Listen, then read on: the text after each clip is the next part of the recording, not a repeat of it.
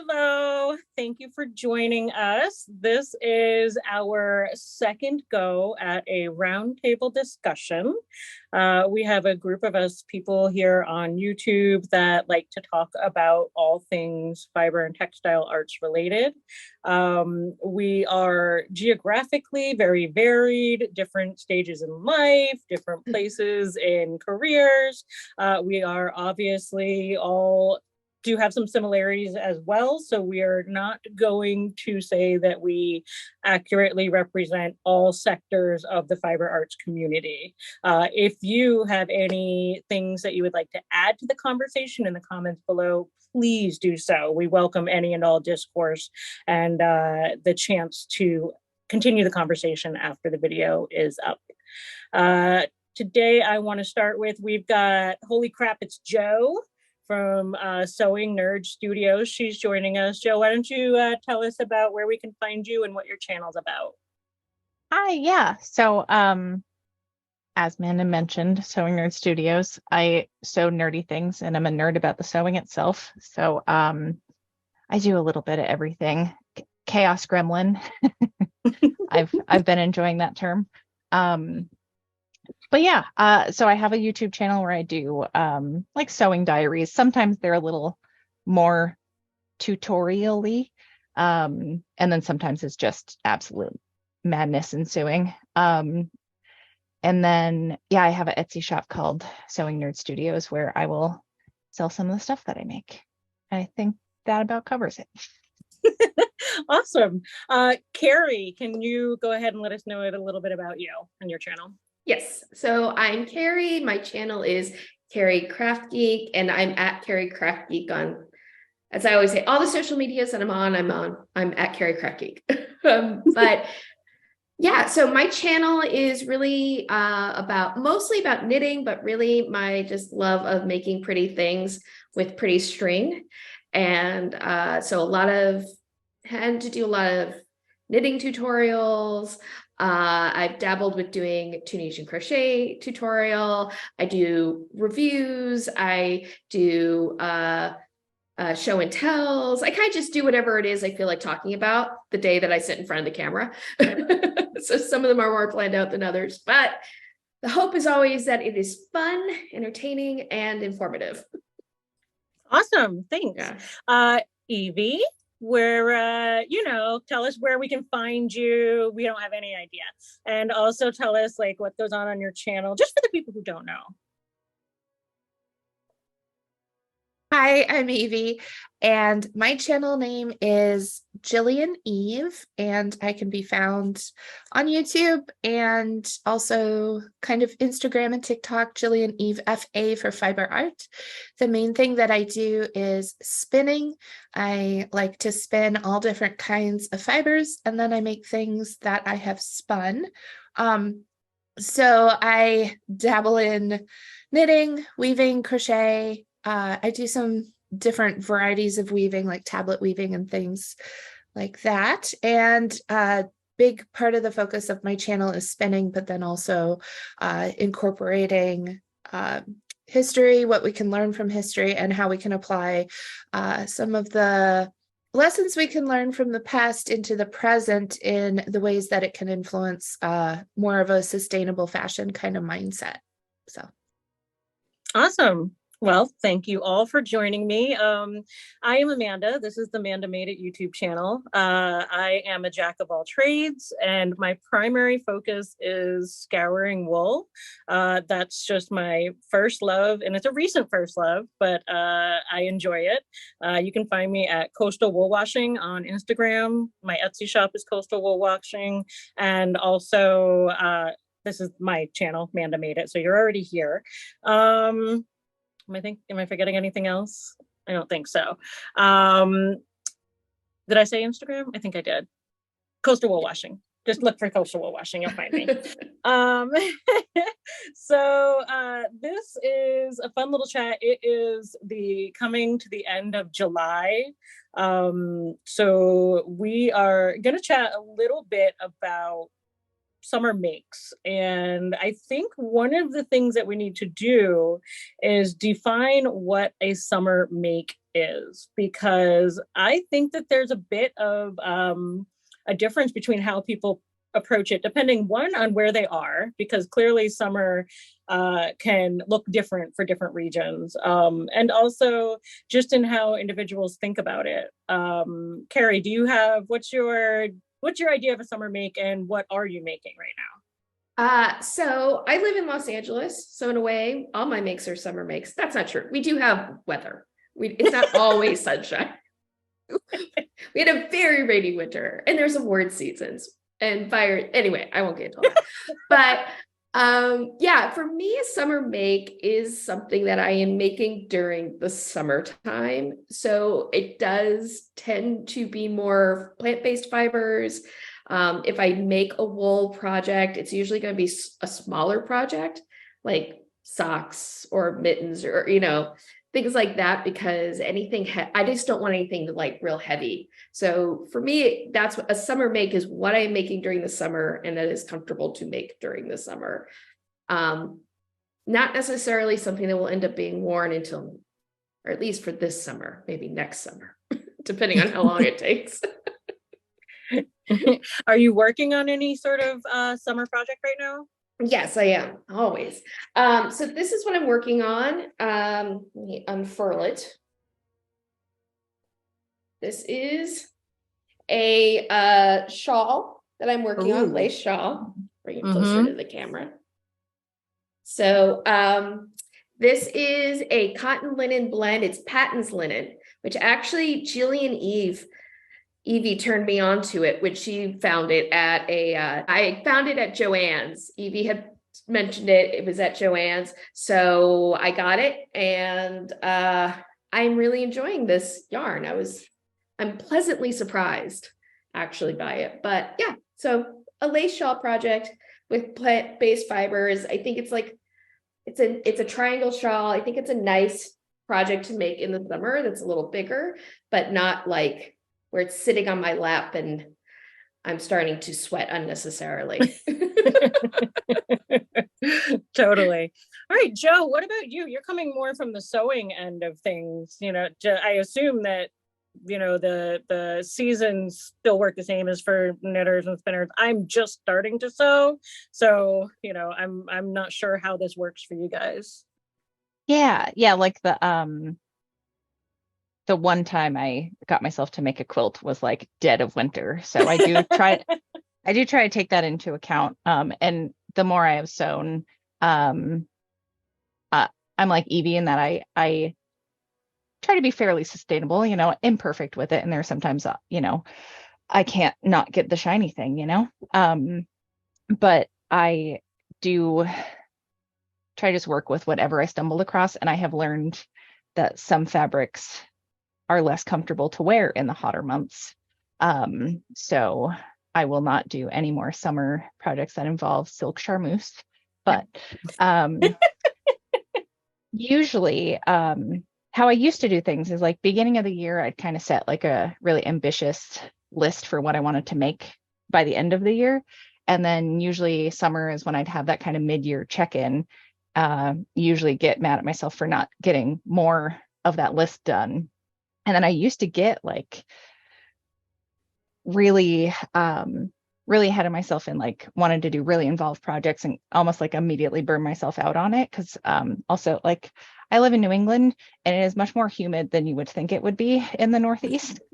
Yes. It is atrocious here and we don't have air conditioning. So being in my sewing room, I can't be in here too many hours a day kind of thing. So the approach I'm taking this summer is, rather than overwhelm myself immediately, is I'm just doing very silly impulsive projects. Like I'm currently bedazzling a little dog snuggie. I swear I saw your Instagram post and I was like, is she doing what I think she's doing? Yep, I sure am. It's fantastic. Because I can't not do it. And if I sit and wait to work on this project, I don't think it'll like hold my interest enough because it is already very time consuming. But yeah, so I'm just like doing the fun little thing. Also, especially I feel like a lot of my projects are driven by like I post most Fridays on my YouTube channel, and that will like, usually I do at least one thing a week. But not to like negate anybody that does follow me in the summertime. But, you know, like views are down, and I can definitely be hard on myself if I put a ton of effort into like a really involved project and then it's not the same kind of reception that it would get other times of the year. I'm hard on myself about that. So just doing the fun, frivolous stuff is also like less pressure on myself. And it's still fun for people that are watching. So they tell me. Nice. So Evie, what do you get up to? Maybe I'll ask this in a more normal summer for you, rather than, I know you're coming up on the completion of the COE, so things may not be the typical for you right now, but in a more typical summer for you, what would you be working on, or are you working on your typical? Yeah, so this summer I'm getting the last spins done for the Certificate of Excellence in Hand Spinning from the Hand Weavers Guild of America. And it has been a very intense project that I've been working on literally for years. And so my content has really slowed down. I haven't posted as much over this particular summer because it's been just a lot of that behind the scenes. But I've really tried to pay attention to sort of the natural rhythms that I fall into with my crafting. And there's a couple things I've noticed in particular that I've found really interesting. One is, obviously, I don't like to spin wool as much in the summer because you don't want to have a sweaty hand of wool. It makes it harder to spin. And flax is actually easier to spin in the summer because flax is really dusty, but it benefits from being wet when it's spun. And so having humidity while spinning flax actually makes it better to spin. And so and there's another component to that too, which is that flax is really dusty. And so I like to go on my porch with my spinning wheel, which I wouldn't be doing if there was snow. And so I feel like there's sort of this natural rhythm, depending on the seasons, where flax and linen make sense in the summer and wool makes sense in the winter, which of course are the times that we want to wear those things too. And that's been really interesting to me, just to pay attention to those things. And the other component of that is natural dye projects. I finally am getting my dye garden going, and there are things when they are ready to be used for dye, you have to use it. Like the plants don't wait. When they're ready, they're ready. And sometimes the color will not be there if you wait too long. They have a peak for when their color works. So in a normal summer, going forward, I think I'm going to have a lot more linen projects and natural dye projects as the various plants I have come into their season for dye. So I think that's where it's at mostly. That's super fun. The whole natural dyeing thing is so, like, it's a whole world that I've just been dipping my toes into, and I think it's super fun. For myself, this is like the time of year when people who are processing wool, such as washing it and stuff, are really trying to get a lot of their work done because we can dry outside. You don't have a lot of wet wool inside. However, I am also in New England, and it's hot.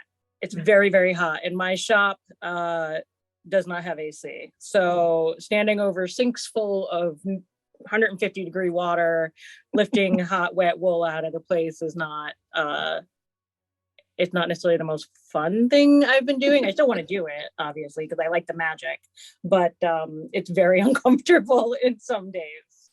Now for my making, I've had this conundrum now because I've for the past few years made things in the season that I would be wearing them, and I oftentimes can't finish them in that season because if it's a larger project like a sweater, I mean, if I'm making a plant fiber tank top or something, sure, but typically it's going to be a much smaller gauge because it's a thinner yarn, and I am finding myself annoyed that I don't get to wear it when I'm done with it, whether it be the sweater or the linen tank or whatever, and I have to wait till next year.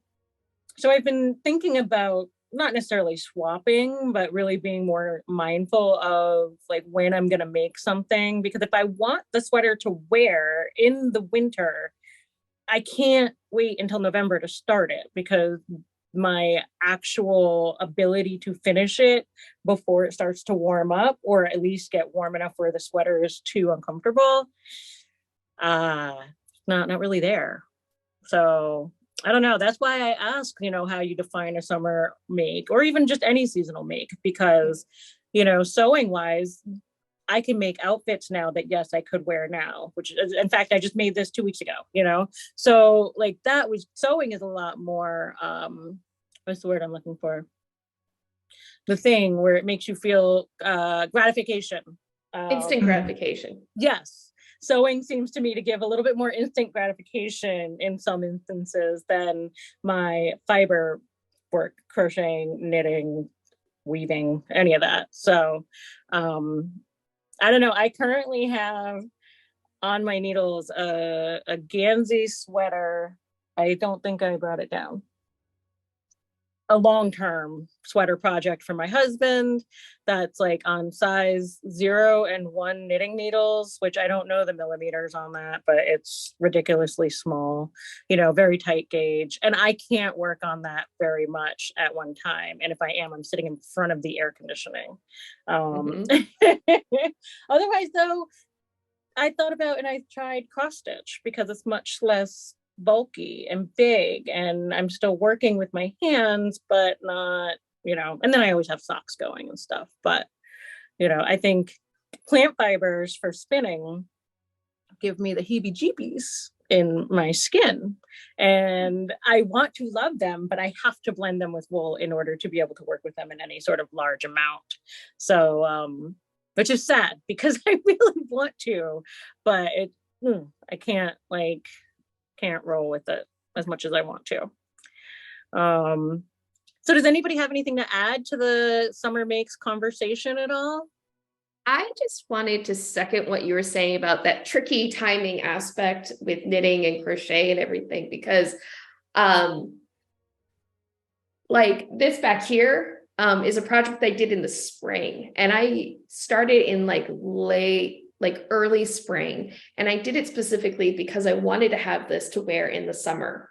And it was like, I did have to think like, wait, if I'm going to get this done in time for late spring, summer, I'm going to have to start this in March because it's a bigger project and everything. So, and that's not usually my way. This is very new for me. This year was like the first year that I really sat down at the beginning here and said, I'm going to make a list of yarns and patterns to pair with them that I'm going to put as like a goal that by the end of the year, I've worked on these projects. And I'm normally one where I'm like, what do I feel like? What's my vibe at the moment? So I'm going to vibe this out. But it is the tricky thing. Like, think about it. It's July. People are already starting to plan and starting to make their like projects for December and gifting and holidays and everything, and how often that is with wool. And it's just funny because it is like when you have to start making something isn't necessarily the ideal time to work with that fiber. Right. The other thing I was thinking about is, and I think this is true of fabric as well, is that, all of a sudden you'll get these clearance sales on yarn, and I think fabric that are heavier weight, more typically like whatever the last season's, end of stock stuff that they're trying to clear out for what's coming. And so you maybe order some of this stuff on a whim at 1:00 in the morning when you're up too late and not thinking clearly, and then you get these really shiny pretty things in the mail, and you're like, oh, like, am I going to work with this now, or am I going to wait 5 months until it's time to work with it when it makes sense, and I'm, again, immediate gratification. If I get the new thing, I want to do the stuff with the new thing. So, I think that's another, I don't know, just this fabric. I know I've seen fleece fabric for sale. I don't know if I've fully noticed like wool suiting or I don't know, all the heavier weight stuff. Does that? Yeah, definitely with the outside water getting turned on. It always scares me. But yeah, I do definitely notice those heavier weight fabrics being on sale this time of year. And I do get a lot of my stuff secondhand. So there just are certain times of year that people, like spring cleaning is always going to happen. And people are always going to bring their stuff like March, April. And also after New Year's, as I find a lot of good things out in the world. And so much of it is like heavier stuff. And it is, I appreciate getting the stuff because I'm sure there's plenty I could also pass on to another crafter. But it is, I was like thinking about what their plans had been. I want to make sure I'm like doing it justice, you know? But yeah, I think, the other note I was going to make is you were talking about cross stitching. The other thing that I try to do, and I'm usually unsuccessful at it, is taking downtime at all, but also like having that more like leisurely craft to do, like cross stitching. Like I did do some needle felting a couple weeks ago, and that was a lot of fun. I made a little tiny version of my dog. And yeah, that was super fun. And it wasn't like for any other purpose. Like it's not for my shop. It's not for a video. It's not like for a gift for someone. So like pressure's off and I can just like zone out and just enjoy the zen of doing kind of a repetitive type craft. I think like I don't have to think too much. I usually have like the patterns done already. Either I've marked it out on graph paper or something ahead of time, or I buy one off of Etsy or whatever. But yeah, just turn my brain off a little bit kind of projects. Yeah, it is I important think to have that totally balance. makes sense. Yeah, those just for you projects are so important. Yeah, it's easy to burn out. Like that's something where like Evie, I'm so impressed that you're doing the certificate of excellence because I did the level 1 master hand knitting course. I didn't finish it, but I mean, I did all the swatches and everything for it and all the research but I never finished it, but it actually sucked the joy out of knitting. Like I didn't knit again for a year when I put the last thing down. Oh no. Yeah, no, it's okay. I did a lot of seed bead jewelry in that year. So, but I learned from that a lot, which was like, you've got to have a balance. Like if you're only just making things for a very specific purpose, and you don't take a moment to like just have a you thing, it's easy to burn out and lose your mojo. Absolutely. Plus, needle felting is so fun for getting out any kind of pent up aggressions or anything that you might have because you get to stab it with the needle. It's Getting awesome. stabby with it. Actually, this is a really great segue, I think, into the next topic, which is going to be about within the textile arts. It's the concept of what we are worth as makers, what you get paid in your job, if your job is also you making things, like Jo has her Etsy shop with her bags. I have an Etsy shop with my washed wool. Evie, you have the shop with your dyed wool and, other equipment things. And Carrie, I know you at one point were going to do pattern design and you made a very conscious decision not to, because of certain reasons, which I think are kind of valid in this conversation. Like what kind of compensation in the fiber and textile world, through affiliate sponsorships and things like, I think this is a conversation that can be had from a lot of different viewpoints, what people are willing to pay versus what we should charge, what other people should charge, and all of that. I know this is kind of like a broad topic without any concrete question. Does anybody have any, specific thoughts that they want to put in first? And then maybe we can go from there. I have so many thoughts. How long do we want to be here? I know. I feel like we could be here all day, which was fine. We got, where are we at? We got like another half hour. Okay. Another half hour. And then, we can make as many videos as we want. Yeah. So sorry, go ahead. No, go ahead. Whoever's got something. No, I was going to say, I think though it's a really important topic because whether we're talking about having your own, like being a independent designer or selling your own makes on Etsy or having a shop, or like, even though I don't have a shop, I don't really have my Etsy shop anymore, and I decided not to be an independent pattern designer professionally, you know, my YouTube channel is still something that I think of is, yes, a hobby, but it's like a hobby farm. Like, it's still work. And so I still need a, and it is monetized, and sort of what the expectations people have for something that they're watching for free. I think that's really important, because I think that there's a lot of misunderstanding for people who don't do any of this about the time, the effort, and what the actual profit margins and return on investments are, which I know is very capitalistic speak, but we have to live in the real world. And it's important that I think that there's a better understanding on both sides of where people are coming from on this. Yeah. I've had a very cool, like, this was not the goal of this event I started doing, because I work part-time at a local brewery and I love hanging out there anyway, but I asked the owners if they were okay with me doing, we've been calling it ales and alterations. And I set up my sewing machine in, you know, the kind of the side room, and people brought stuff for me to work on while they like sat and had a beer. And what I thought people would just like drop in and like go anywhere else. But a lot of people just like watched me work, and it was kind of cool. Like having them see what goes into it. Cause I had to hem a bridesmaid's dress with a lining, and like, they're always just the most difficult fabrics to work with. So having her see like even just how difficult it was to not stretch it on the bias when I was marking everything out, like measuring up, and just to cut it, how long that took.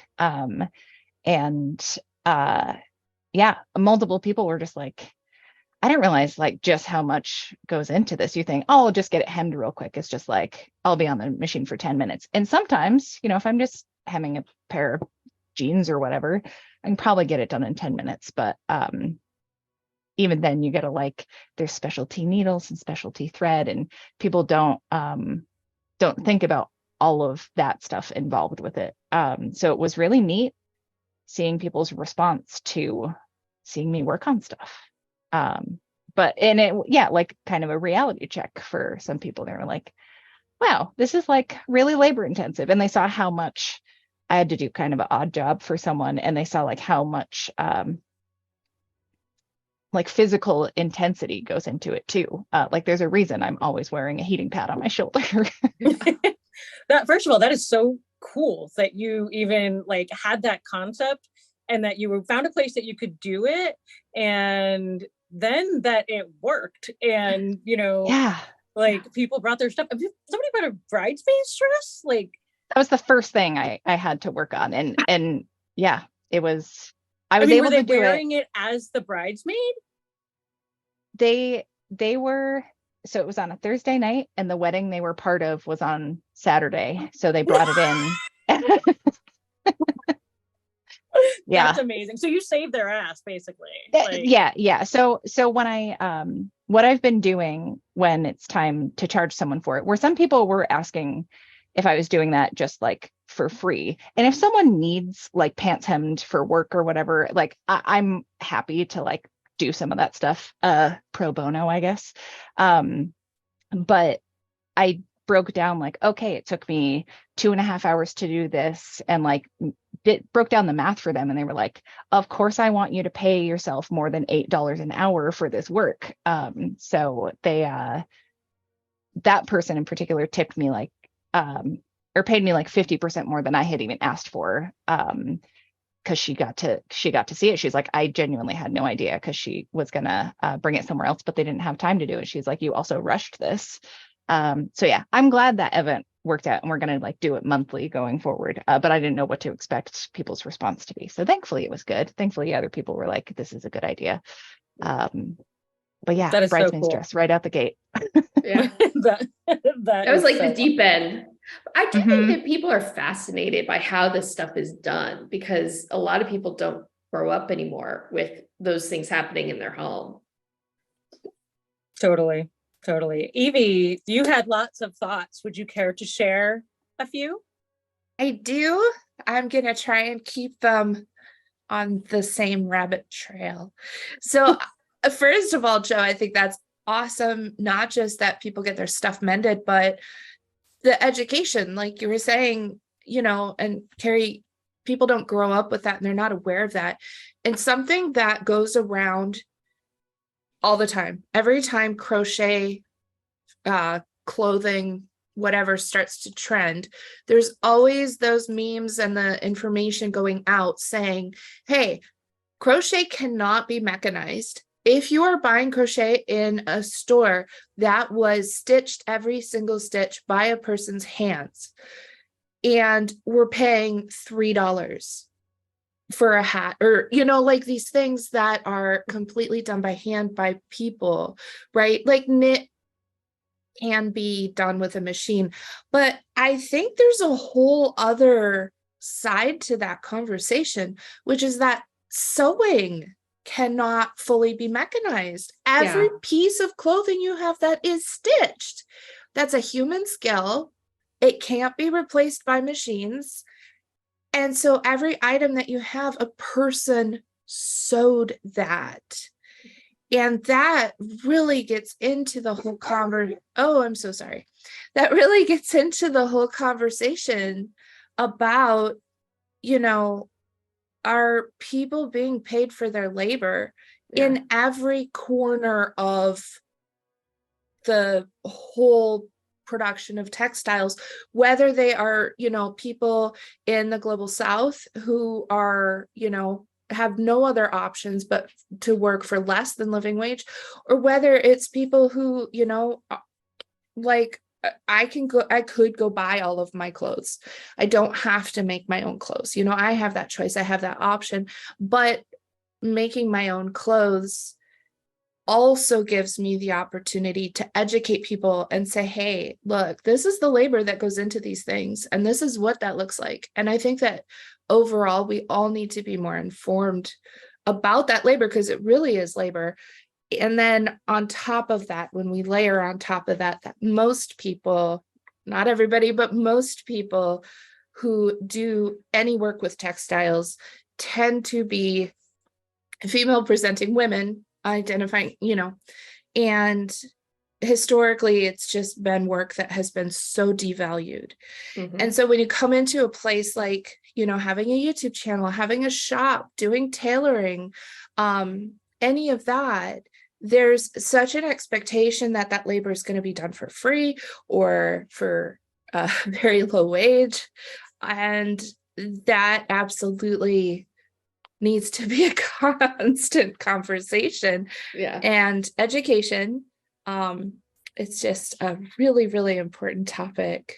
So I've got a lot of thoughts about that.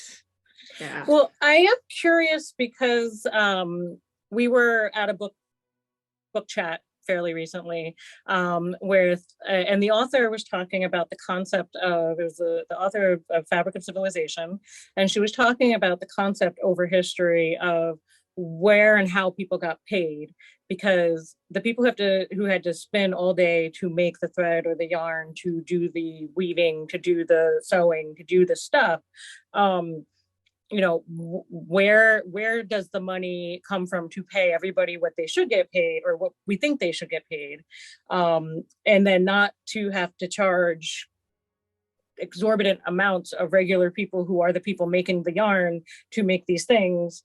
And I'm curious how anybody might feel about that in, right now, for the hand spinners, hand knitters, hand sewers, even, people can go buy what they want from the store and not have to pay a lot. But then there's the artisans and those of us who like the craft and make the things that are to have that extra bit of thought in there, that extra bit of time and effort, and charging what is actually worth. Is there a market for it? Is it outrageous to ask? I forget which designer it was, but they had some knitwear thing last year that came out, and it was like a $900 purse or something, and it was like raffia and it was knit, and we were like, that's crazy, that's nuts. And it's like, only because that big company is charging the $900 for it, and they're definitely not paying the person who made it that money. But if that person made it themselves and then charged 900, is that okay? How do we, obviously people should charge what they want for their work that they put into it. But, at what point are we overcharging ourselves out of business, or not allowing the people who can't necessarily afford things like that, but we want them to have nice handmade things too? How do we feel about any of that? I know that was kind of convoluted question and maybe not so clear, but I'm hoping that somebody understood what I was saying.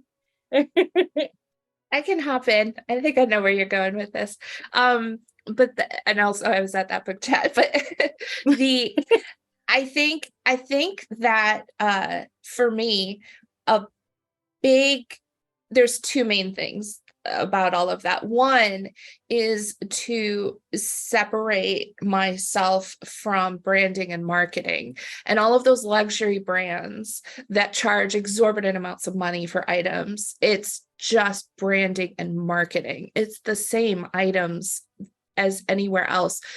Some things might have higher quality, like when you talk about the purses and stuff, the stitching, there's someone who has a thing where they tear apart like Prada purses and they examine it and say, this is, the quality of the leather, etc. Like, yeah, but when you get these markups that are just, there's still a market for that. People are still paying for those things. And so I think that, a little bit, if we could shift some mindset to say, pay the maker, not the branding, that could be really helpful. But I do think that, whether someone is finding a way to make their handcrafting and then in textiles, to make it monetizable in whatever way, shops, YouTube things, stuff like that. There's an investment that's not only about the thing they're making, but there's an investment in maintaining a level of expertise in those skills that can be passed on to further generations. And so I think that part, that component, that's not tangible, but it is absolutely vital for the health of our crafts to continue.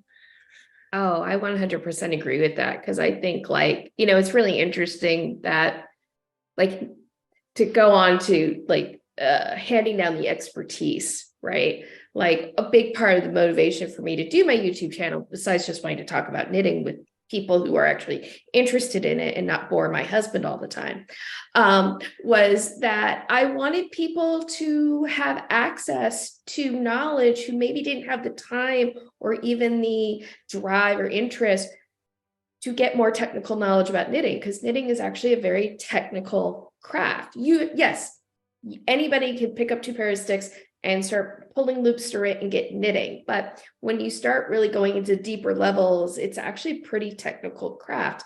And I was seeing so much misinformation and incomplete knowledge because people were learning, just from a couple of YouTube videos, or maybe an aunt showed them a couple of things.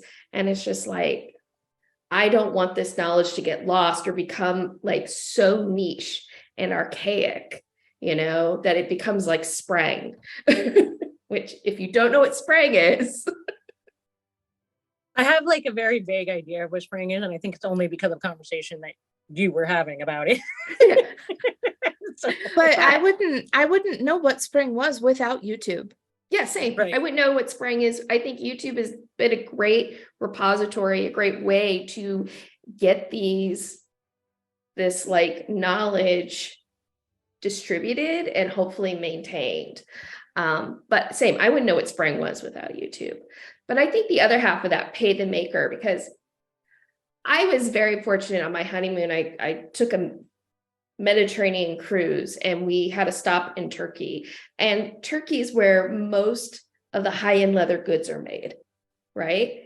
And you go to Turkey, you can go to the markets and you can get the same Prada purse without the Prada label, and it's going to be much less. And that's because of a whole history of fashion and being a wealth marker and what those brands mean in terms of being a wealth marker. I think in terms of compensation and kind of what I think is trying to find a balance of everyday people being able to have access to affordable clothes while not exploiting people in other parts of the world is tricky. But I think we have to always think like somebody at least deserves a living wage from where they are.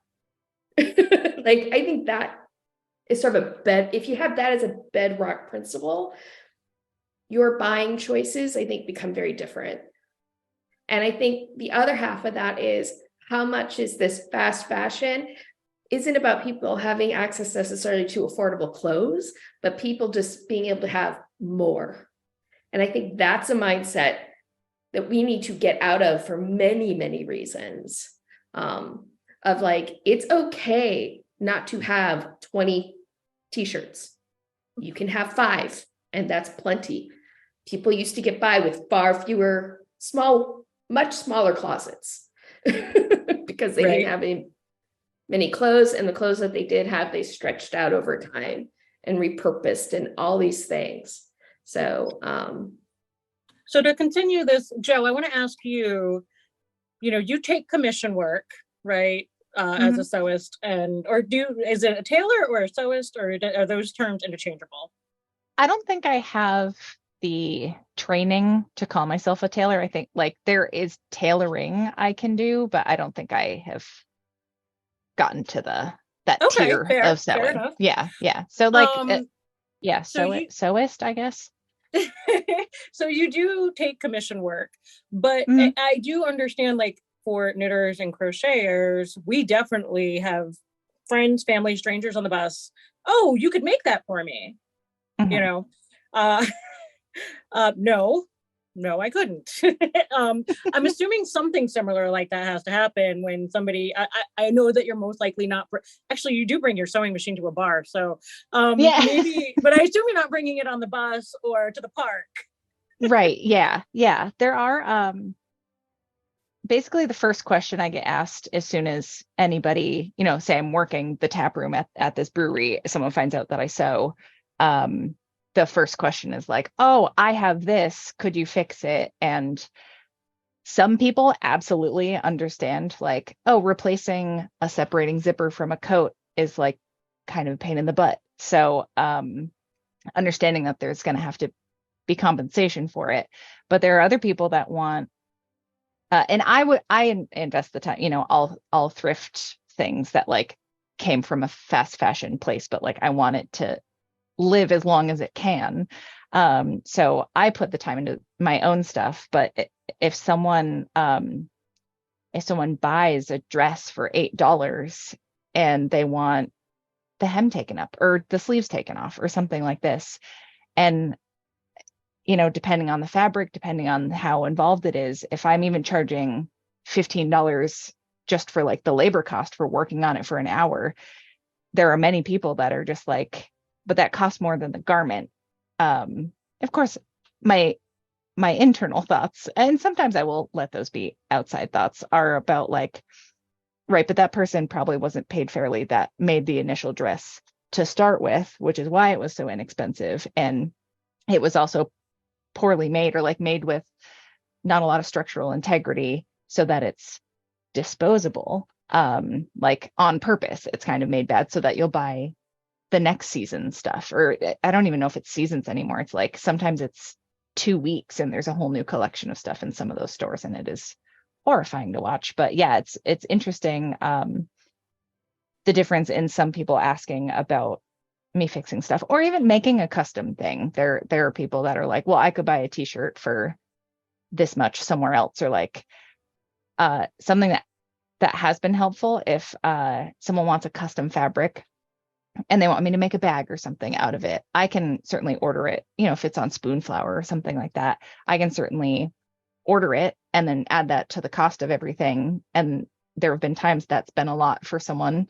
And then I will say, like, if you want to send me the fabric and I'll just charge you labor, and then they see how much even just the base starting material starts with. And that's not including thread. That's not including my tools or my machine or my like knowledge.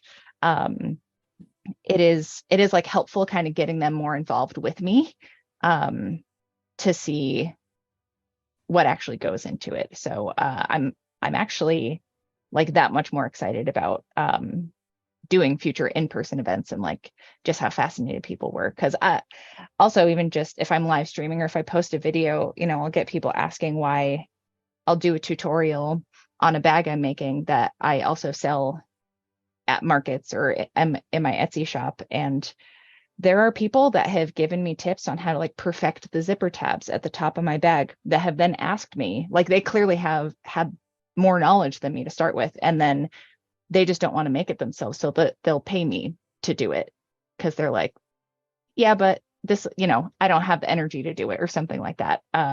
So there's always going to be someone that sees the project coming together and is like, oh, that's cool to see how it happens. I'd rather you make it for me though. So Yeah. I think that education component is so important because there is a very flippant response to people, at least when we're retelling the stories of when we've been inappropriately asked as fiber people to make something for somebody just off the cuff. And that response is typically, you can't afford it. You can't afford the thing that I can make. But then there's not necessarily always the explanation to accompany that, to explain like, okay, you know, for me specifically, like, no, I bought the fleece, I cleaned the thing, I processed it, then I spun it, then I did whatever else I needed to do with it. Like, this is a labor intensive for me prospect. You know, if somebody's using hand dyed yarn, this is $28 a skein. And if it's not fingering weight, you need a lot of skeins for this to make the thing that you want.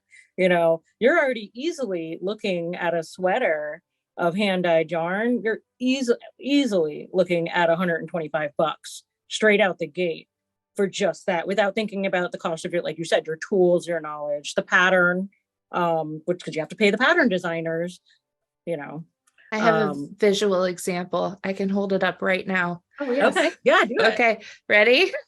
This is cotton. It's natural cotton, so it's naturally colored brown. So I have this much cotton to spin, and it's going to look like this when it's done. This is a Tockley spindle. So for this much cotton to hand spin it, this is going to take me 16 episodes of a show to spin this much cotton to get this. Mm-hmm.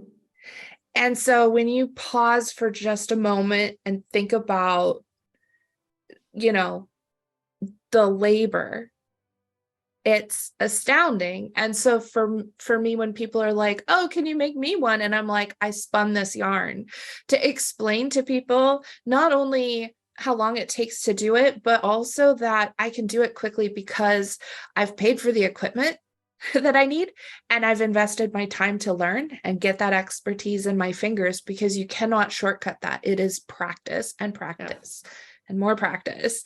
And people just don't understand. They really don't. They really don't. And I think sometimes it's almost shocking that some of the people who understand it the least are other crafters, right? Like, but I would say more casual, like more casual knitters who are, and this is not a slam on commercial yarn at all, like, because that's what I've worked with most of the time is commercial yarn, but who buy yarn commercially and don't know how much, even commercially spun yarn, how much time, energy, effort that goes into it. Never mind hand spun yarn. And so you will see, and I wouldn't say this is everybody, but you will see complaints from knitters going, I can't believe this pattern is calling for this yarn, and it would cost me $200 just to buy the yarn in order to make this sweater. And it's like, and why are pattern designers doing this? And it's like, well, first of all, you don't have to buy the same yarn. You can substitute, but also it's like, you as a knitter should appreciate the importance of the yarn in a project. And then even like a sweater quantity's worth of yarn, even the least expensive all natural wool yarn, is still going to range between $50 to $100. Right. A sweater's quantity, you know, like, and that's just the reality of what it takes, because of what it takes to raise the animals, process the wool, get it to a mill, what the mill has to do in order to turn that fleece into yarn. And it's like, but people are very disconnected from the production. And so they just like, but I can get this at Joann's for $2, this. Although this is like acrylic yarn, this is like my favorite acrylic yarn. And even this is like, usually if it's on sale, it's about $3, right? And it's acrylic. So if I was I wouldn't, because for a myriad of reasons. But if I was going to make a sweater out of this, we're still looking at like, at least $30, but it's acrylic. But and this is just a little side note, as a spinner, tools are something that we spend a lot of money on, but there's one thing that, especially new spinners coming in, like, I recently was teaching somebody how to spin on a drop spindle. And when I explained to her how much my drop spindle was, I think it was like 75, which isn't even like, that's kind of like mid-range it was a Vermont spindle. It was like mid-range for what spindles can cost. And she was just like, oh my God. And I was like, but somebody made it. A woodworker made it on a lathe. There was sandpaper involved. There was like weighing things. Like there was skill involved. It's like, these are not just, you can't just stamp this out of a piece of balsa wood and get a beautiful spindle that like, does what you want it to do for the rest of your life. That's how these are supposed to work. The rest of your life and your children's lives, provided nobody drops it in a creek or something, So like that concept gets lost outside of even our own craft, because all of a sudden it's like, well, I can get this 3D printed spindle. Yes, you absolutely can get the 3D printed spindle. And that does also cost money, because you have to own the 3D printer and you have to buy the files to print it, Yeah. But like the workmanship that goes into making our tools is also incredibly important. And so many people don't fully understand that, like, is ChowGoo kind of expensive? Sure. Are there more expensive brands out there? Yes, there's reasons why there are more expensive brands, and there are cheaper brands too, and they can all work and function perfectly fine. But to be shocked at what something costs when it's your tool that you're going to use for the rest of your life to make the things. So interesting fact about tools. I think this is so fascinating, but it's really, to me, an eye opener why, if you can afford it, why you want to get the quality, is that neurologically, when we start using our tool, our brain does actually see it as an extension of the body. So your tool is literally neurologically an extension of your body. Now, and when you become more experienced, you start to understand why, like, the Susan Bates circular needle maybe isn't as good of investment, even though the upfront cost is less than even like a Knitter's Pride circular needle, which is more of a mid-range needle, and then getting up to Addy, Shiagoo, etc. But like, when you think about it, it's like that tool is a part of, like, literally a part of me. Yeah, I want one that's like decent quality. But there's also a place of privilege saying that at the same time. Like, I just recently acquired a used spinning wheel, literally last weekend. And one of the barriers for me to start learning spinning is the expense of getting that equipment, And no, it totally is. Sewing too, because sewing machines are not cheap. And well, Joe, you just got an industrial, right? Yeah. I did. Yes. Let's see the pretty thing. Oh, there she is. Wait, do you have your scissors stuck to it? Is it magnetized? Oh, yes. I have a little command hook here, and then there's a little smart. I need that. I actually now plastic. I now want to put a command hook on my spinning wheel for my orifice hook. Yeah, but this was and it's so funny, people that have don't know sewing machines at all, and even someone that hasn't necessarily used an industrial, where it basically works the same. It just can do more stitches per minute. Like, it it literally just goes faster. It only does straight stitching, so I can't do zigzag or anything. I still have to go to my separate serger where, yes, there are industrial sergers, but it just does it faster. So when I'm like marathon making a bunch of bags, something like that, or sweaters or dresses, whatever, it can be helpful for that. But there've been a number of people that I've told, like, oh, I got an industrial, and they have this image in their head that like, oh, so everything's mechanized now. Like they definitely don't have that concept that anything that has been sewn, like any garments, a machine helped attach things, but like it's still being made with hands. So yeah, when I show people how basic it looks in comparison to whatever the image is in their head, where I'm sure I had a much more grandiose thought of what an industrial machine was and could do, where I love it very much. It's already put in a lot of work, but it's not this magic worker. Like I still need to put in the like physical effort to put things through it. And it's just a bit of a time saver essentially. And if I'm paying myself for my time, which has taken me a while to get to that point to adequately charge for things, where the thought I have in pricing my things, to jump back to that really quick, is I will think like, yes, material cost, time cost, all of this stuff. And then it's also like, okay, how much will I have to charge to make this again? Because once the thing's done, it's much easier to detach myself from like what actually went into it. But thinking about having to like replace that item. No, I mean, most of my stuff is a one-off anyway, but you know, same bag pattern, but different fabric or whatever, and just how much time it would take and how much I'd have to pay myself to actually accomplish that. But yeah, so I do have expensive, to me, it felt very expensive. My first sewing machine was like $80. It was an $80 Brother that my sister bought me from Walmart on a Black Friday. Pretty sure that's deal. the one I have. Yeah. And you know, it met me where I was at. You know, my sewing skills were not at a place to like need anything more, but this is a Husqvarna Viking. And even this, it's just the mechanic one. There's no like fancy stitches it can do. And that's still $500. But this industrial, there are no bells and whistles. It doesn't have needle up, down.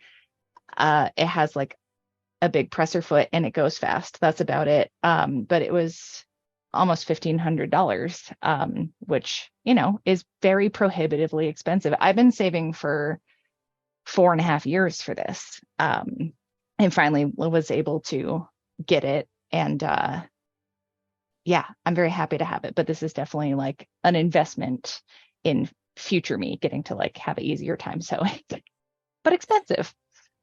Yeah, but it's good that you had the foresight to know that, I mean, you know, because all of a sudden one day you're like, I want an industrial and I can't get that. So I'm going to save, not just randomly one day miraculously decide to open up a credit card and get the thing so that you can have it when you want it. Oh yeah, no, I had access to one for a year and then went back to my domestic machines and was like, oh, I did like going very fast. But all that being said too, this is going to last me like a decade or two, if not like, that's why I wanted the more basic one, so there weren't computer elements involved, so that like as long as I take care of it, it'll also take care of me, and like right, it'll be around hopefully for a long time.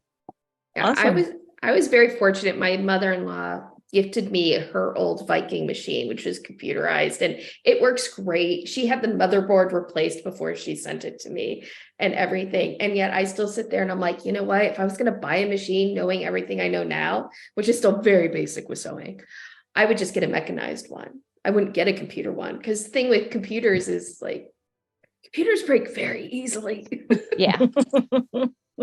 They do. So we are almost at the end of our time, but I did have one last question, because this, while it relates somewhat to our fiber arts, it also relates to the online world of presenting fiber arts to a larger community. You know, you three have monetized channels, you have affiliates, sponsorships. Evie and Joe, you both have Patreons. Carrie, you don't have a Patreon, right? No, I don't have. You have Patreon. a Ko-fi. Nobody knows how to say it. Ko-fi. Yeah, I would buy me a coffee, which is spelled Ko-fi. Right. Links are in my channel. But yeah, I mean, So like Yeah. there's these other ways of, because there's this other element of work that everybody's putting in, we're talking about computers break and computer stuff. You have to edit, you have to, make things happen for your videos, you have to plan them out, all of those things. That's also another side of presenting the fiber arts to a larger community, and getting paid for that in whichever way you can, whether it be through Patreon, affiliate sponsorships, selling courses, So does anybody have any, I know this is a big topic and we'll probably continue this in another episode, but I thought we could start touching on it now so that if anybody watching has any further questions, I can pop them in the comments below and then we can maybe take that into consideration for the next one. So I have just like a quick thought as far as I haven't done any sponsorships or anything yet, but I've had a Patreon for years. And like, I don't have a particularly big channel, and I started the Patreon pretty early because a number of people had requested. And I very much thought of it as like a more transactional thing, which I'm sure sponsorships are more this way. But Patreon is like people supported, which is very cool. And same thing with the coffee, is that I used to think like, oh, I have a $10 a month tier and a $25 a month tier. I need to give these people at least $10 worth of whatever in addition to the videos I'm already doing. And then just through lots and lots of conversations with a lot of the people that support me, there's about between 25 and 30 people, and they cover half my rent every month, just because they don't care if, I have some physical perks that I'm very diligent about getting out every month, but everything else, like, and even those folks are like, it's okay if you just send a card and it's not like a handmade bag every month or something like that. We just want you to do your thing. Like, and that's how I feel about the people I support on Patreon too, is like, I don't need $5 worth of extra stuff this month. I just want to pitch in to you getting to do your thing, which, like, I feel very, very lucky that there's that many people that just want me to be able to learn and like see what I come up with, kind of thing. So that is like the coolest thing in my life, really. But yeah. So people are paying more for the access to you and your knowledge and your conversation, really, than for any physical product or even digital product necessarily that you would give them, really. Yeah. It's just for me to continue doing what I'm already doing, and not necessarily, I'm sure there are some people that are like waiting for whatever the perk Where's is my for that month. Yeah. I've only ever gotten one message like that in like 6 months, but it was more, or 6 years, but it was just because they want to make sure it didn't get lost in the mail or something, because they know I hand make a lot of stuff for them. So yeah, very cool. Yeah, I have a lot of thoughts about this topic for a multitude of reasons. A, because I have a YouTube channel, but also because I am a television producer. I do this professionally. I have stuff that broadcasts on networks and stuff. But anyway, I think that I am a proponent, as long as you're transparent, of doing what you need to do to keep doing the thing you want to do. So that means monetizing your channel, if that means affiliate links, if that means, putting mid-roll ads in because you get more ad dollars. But I think the thing that people who don't do this stuff don't understand is how small a compensation it actually is.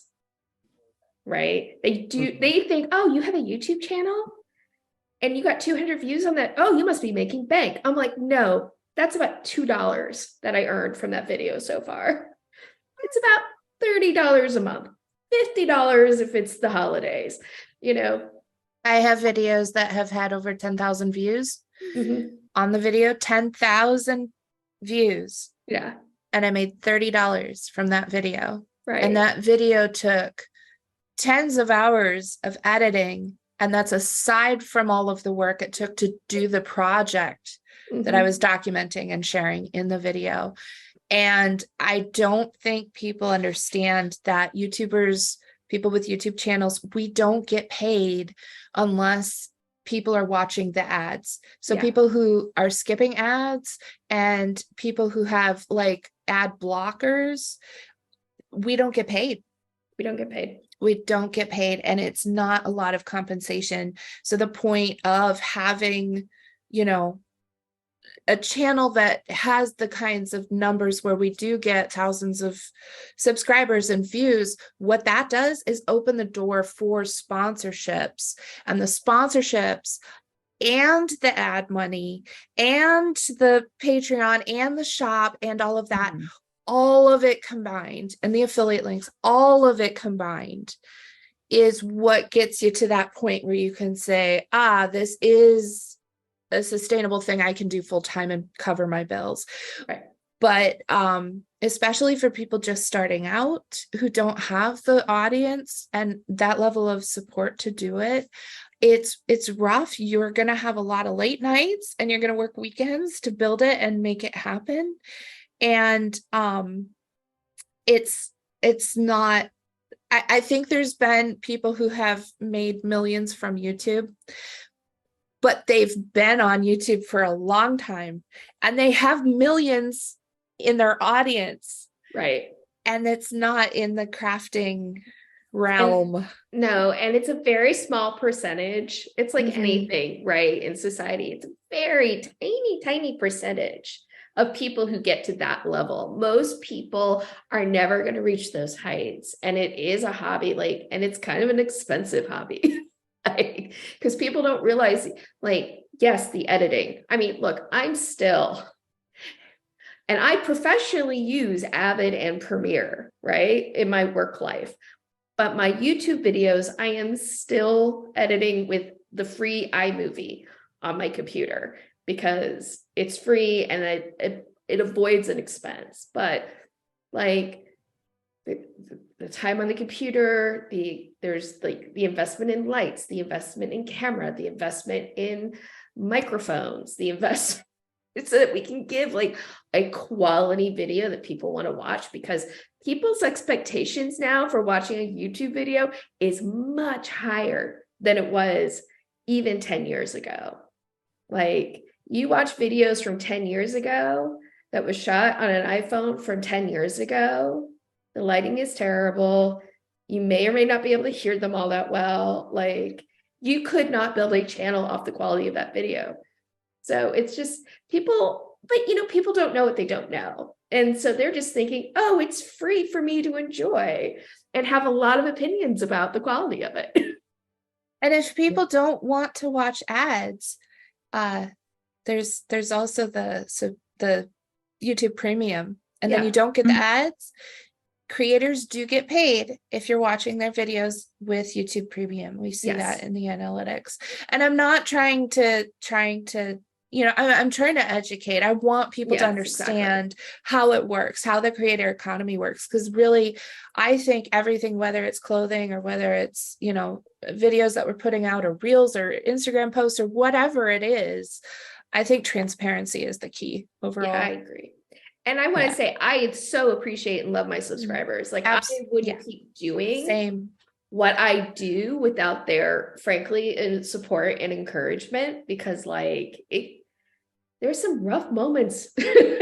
And like, so I so appreciate everybody who watches a video and gives me a thumbs up and clicks on my subscribe button. Like, that is like everything.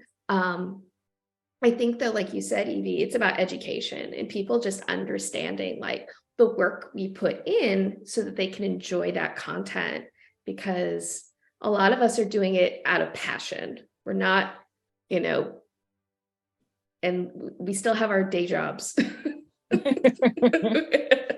Right. I think this is probably something that we should consider doing its own thing on, and we can really dive into the nitty gritty. If anybody watching wants to see that, go ahead and let us know in the comments below. I am going to wrap this up now because it's Sunday and we've all got stuff to do. I gotta learn to spin. I have a video to edit.